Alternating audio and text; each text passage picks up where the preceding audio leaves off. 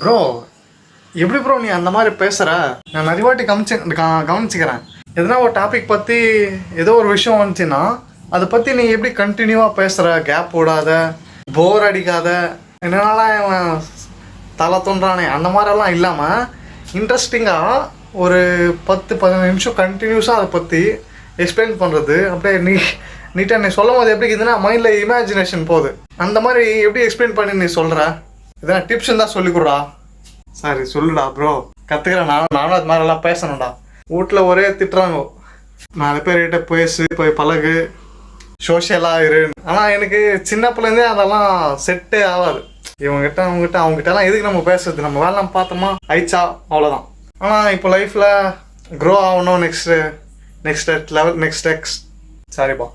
Level போனோன்னா சோஷியலாக இருக்கணும். எல்லாருக்கிட்ட நம்ம கலந்து இந்த தான் க்ரோத் இருக்கும் லைஃப்பில்.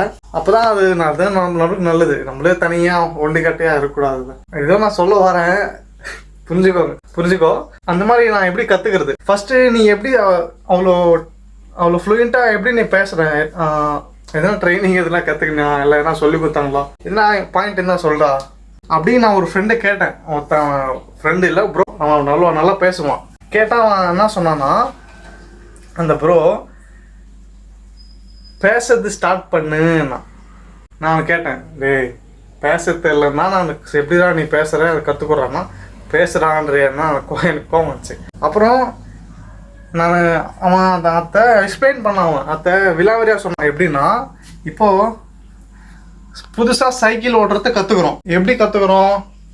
சைக்கிள் ஏந்து அது மேலே உக்காந்து பின்னாடி யாரோ ஒருத்தர் பிடிச்சின்னு தள்ளி விடுவாங்க நிதானமாக. நம்ம என்ன பண்ணோம், அப்படி கால் இப்படி வச்சு பெடல் பண்ணி ஹேண்டில் அப்படி ஆட்டு தொமான ஒரு 4-5 வாட்டி வீழ்ந்து, 10 வாட்டி கூட வீழ்ந்து, முள்ளிச்செல்லாம் விட்டு ரோட்டில் வீழ்ந்து கற்றுக்கணும். அது என்னன்னா ப்ராக்டிஸ்.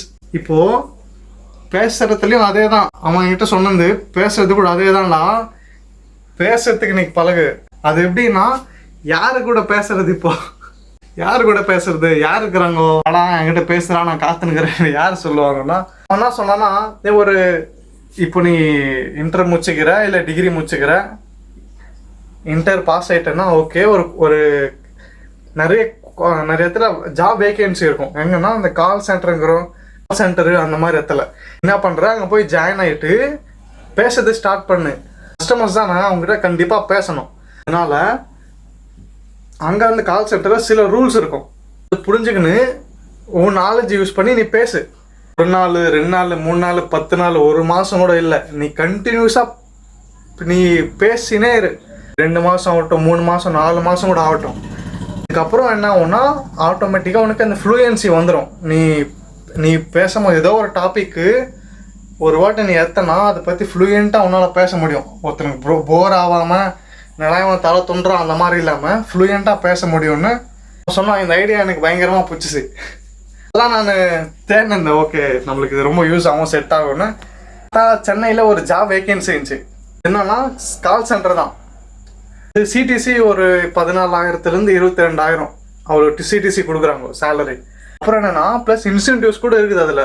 இப்போது நான் கற்றுக்கிறேன். நல்லா அப்படியே பேசி இம்ப்ரூவ் பண்ணின்னு கம்யூனிகேஷன் நெக்ஸ்ட் லெவல் அப்படியே எடுத்துன்னு போயிருந்தேன்னா என்ன ஒன்றும் எனக்கு இன்க்ரிமெண்ட் கூட வரும். ஒரு ஹை அதெல்லாம் பண்ணால் கண்டிப்பாக இன்சென்டிவ் வரும். அதனால் நான் புரிஞ்சுக்கிறது என்னென்னா, ஓகே ஏதோ ஒரு கால் சென்டரில் போய் ஜாயின் ஆகி பேசுறது கற்றுக்குன்னு லைஃப்பில் நெக்ஸ்ட் லெவல் போகணுன்னு. அதனால் நான் இந்த சென்னையில் ஒரு கால் சென்டரு பற்றி எனக்கு தெரிஞ்சிச்சு.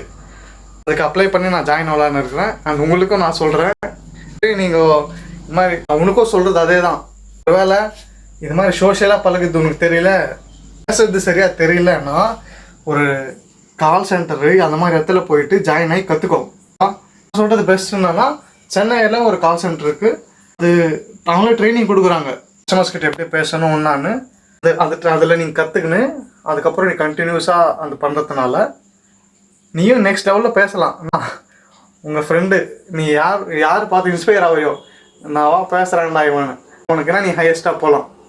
அந்த Chennai call centre job details நான் பயோவில் கொடுக்குறேன். பண்ணி இன்ட்ரெஸ்ட் இருந்தால் ஜாயின் பண்ணு.